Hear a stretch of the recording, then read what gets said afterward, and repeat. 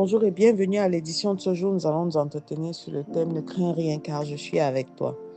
Et le passage examiné est tiré du livre d'Isaïe au chapitre 41, verset 10. Il est écrit « Ne crains rien car je suis avec toi.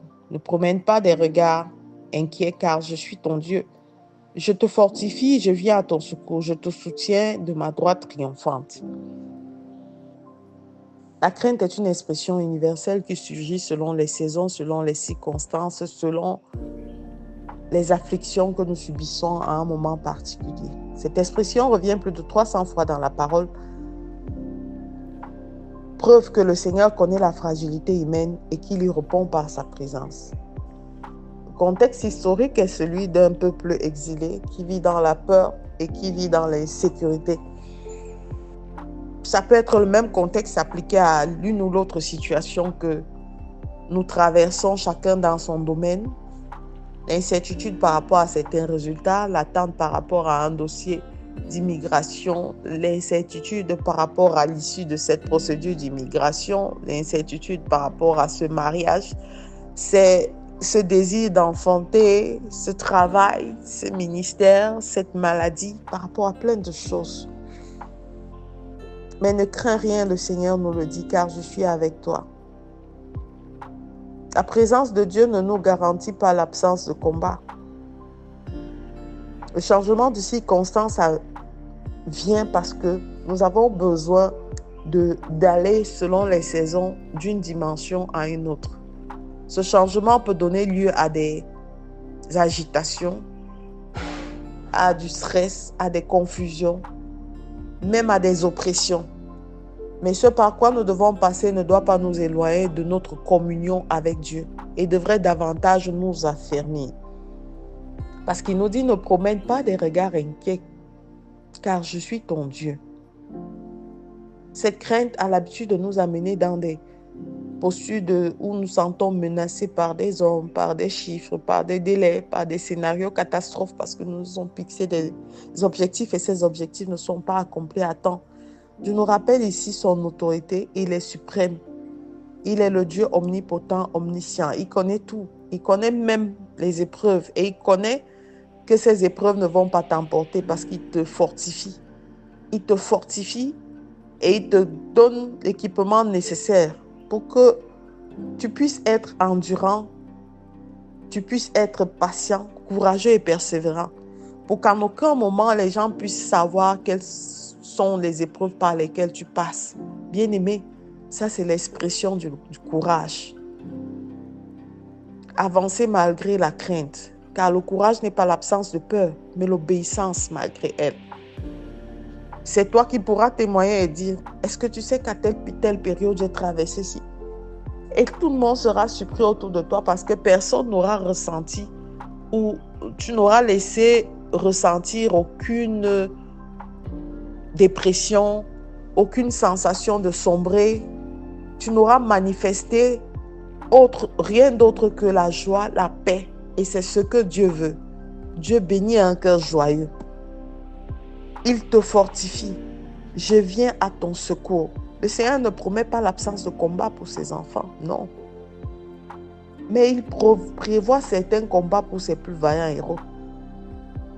Il n'est pas comme un supporter qui supporte une équipe selon une saison, selon qu'elle gagne, selon ce qu'elle perd.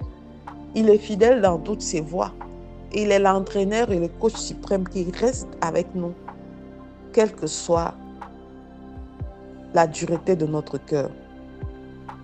Nos attentes ne sont pas toujours conformes aux siennes, c'est pour ça que nous devons prier, intercéder et méditer la parole afin que nous restions alignés sur sa volonté, que nous sachions au travers du Saint-Esprit quelle est la volonté de Dieu, que lorsque nous sommes dans la confusion de l'attente, que nous puissions dire Seigneur, non pas ma volonté, mais la tienne.